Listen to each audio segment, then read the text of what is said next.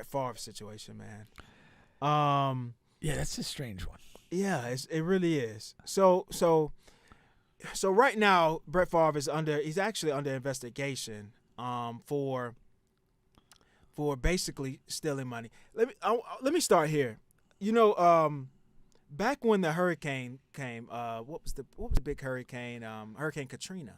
That was a while back. They hit the New Orleans, Mississippi area a while back. Yeah. A lot of those people moved out to Georgia, Florida, Texas. Well, our guys, Darnell and Carvis. And that's the reason why I'm bringing that up. Okay. So Darnell moves here to Florida first, to Orlando area, before Carvis. And and goes to Winter Park. And he's fucking monster playing football for Winter Park Wildcats. So I had him on the show earlier this year. And then he brings his cousin Carvis in, and I'm friends with Darnell, but I link more and with Carvis, right? We just have more in common. He's playing basketball. He's a really good basketball player, and I say this all the time. If Carvis was at a different school, his whole life would have been different. Like right now, he's a fucking professor or something. And no, seriously, I know. Doctoral degree. His whole life would have been different because he was a damn good basketball player. Yeah. And he's just Winter Park. He really kind of screwed him at that time. If Hicksonball and I had stayed there, he would have had different life. Yeah, there you go.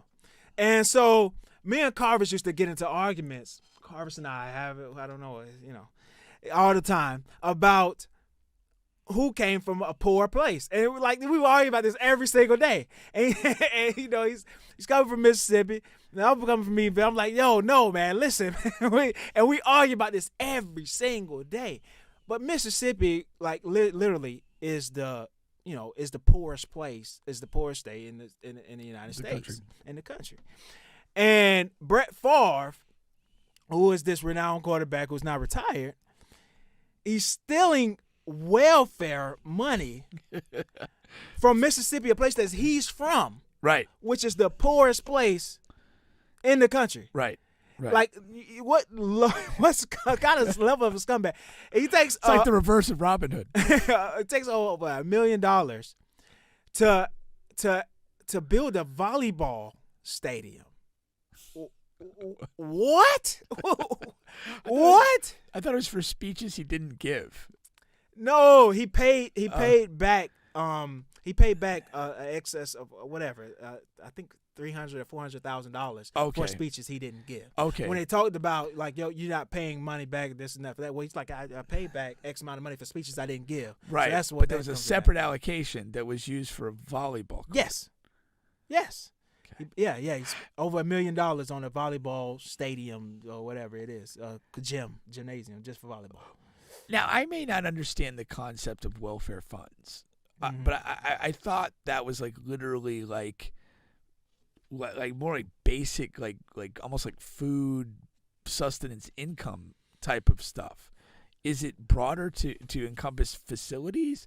And I'm not saying the volleyball specifically, but any facilities. No, no. Well, if fun. If somebody's trying to maybe develop a park or community facility in Eatonville, for example, no, that's not coming from welfare. That's coming from other funds. Yeah, that's what I thought. Yeah, okay. but the basic idea, the principle is a fund. It's a fund of whatever. It's a pool of money. Right. And Brett Favre had a relationship with the government there at that time, and he's like, hey, can we take from this pool of money so I can do this? And in the text messages, it clearly shows he's like, yo, is the media going to find out I took this money? Is is there any way they will know the amount that I took? And she's like, no, I got it covered. It's a lady. She's like, no, we got it covered. Is he having an affair with her? I know. I don't.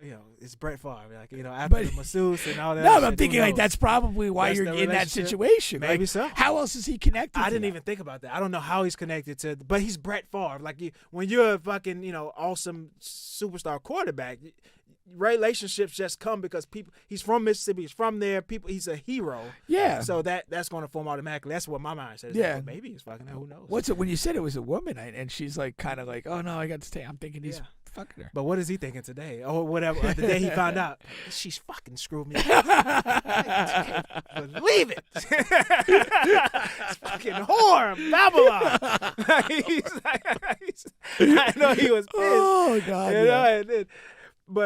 but no. Well, and that's why I kind of asked the question that I did. Is it like if some of welfare funds are allocated to like upgrade community facilities and stuff like that, then it's like, well, maybe that's the angle they're going, but he just put it maybe closer to his house than it should have been. But like if there's no allocation for facilities, there's no alignment. That's crazy. There's no alignment there. And Brett Favre is the guy he's earned over $100 million in his NFL career. Well, after his NFL career, he's in commercials. I've seen him in 100 commercials this year alone. Yeah, and it's like you have why are you taking money from welfare? Yeah, you have the money to fund this yourself, or you can go and fucking build relationships to get what they call those grants and shit. He could do it with some of his commercial partners, probably like partner up, build a volleyball something. stadium. Slap the name of whatever. Whatever. Yeah, exactly. Yeah, what are we doing? Shouldn't be an issue at all. What are we doing? And it does. It raises weird questions on the back end. Like, has he like largely squandered his funds, or something like that? I mean, when you drop $100 million and you see commercials, you assume there's steady streams of income coming in. But has he done that badly managing his money that he's in hard times now? And now what's interesting about Brett Favre, he's been retired, so the connection between him and Deshaun Watson, I don't think it connected because he's retired. But Brett Favre had masseuse issues as well. So he had a thing when he got to the Vikings. I remember when I believe he was a Jet, he sent like a DP to a reporter. Yes, I remember that. Now, but there was also a separate thing with massage league. Yes, and nothing happens to this guy. Like he gets fined here and there, but it's like I don't understand. I wish I would have brought it up last week, but it didn't cross my mind when I was talking about the different guys when they're white and versus when they're black, and how the punishment is severely different. Yeah. But he's a guy that was I wasn't even talking about that situation. But yes, he sent the dick pic to the reporter, and we actually talked about that on the show. Yeah, yeah. And it was an independent situation, and we're like, well, we don't have context. Did she ask for it? Did she not? But now there's more context that he's an asshole-ish prick. I'm sure, like, she didn't ask for it, and you're not sure now. And the masseuse thing, yes, came as I want to see if that lady at the welfare department has a DP as well. That's what I'm worried about. So there were two masseuses that he was trying to smash. That was with the team masseuse. Team masseuse. Team masseuse. Nice. So yeah. So he's not wasn't even using Instagram. Yeah. Well, Instagram wasn't prevalent back then. I'm sure he probably is now. He's probably DMing Deshaun like, "Yo, how did you get this?" He probably could have used like Craigslist maybe at that time. Help me out, Craigslist. They help me out, Deshaun. Yeah, you had a good system going, man. Yeah. But much better than me harassing team employees. And they got them fired because when they fired. Yes, not only fired, blacklisted from the entire league. Brett Favre did because they told on him, basically. They snitched on him, saying that he's trying to smash him. And they had all these text messages and pictures and stuff like that. And they went to the team thinking like, they were going to punish Brett. And instead of punishing Brett, they fired them and told every other team not to hire these two women. I'm going to say this. Why go to the team? That's just bad. Where else do you go? The media. You don't go to the team. The team's invested in winning games. And Brett Favre's a good quarterback. I mean, that was a horrible move.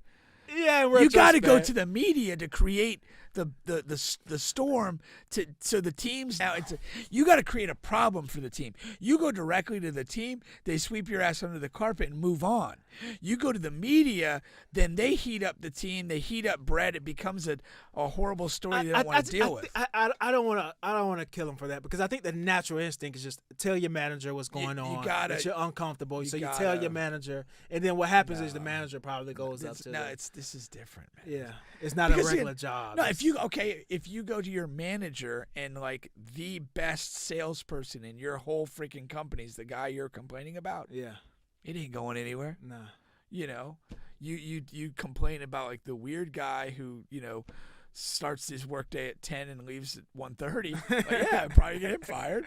I mean, that's just bad. No, I'm saying that's just a bad read by them. No. And you have to realize that. I mean, like, let people know in the future that's not the way to go. I'll buy that. So. I'll buy that. But yeah. I hope the worst for Brett Favre. I don't know what can come out of this. He had cleared everything. This has been going on for like a year or two.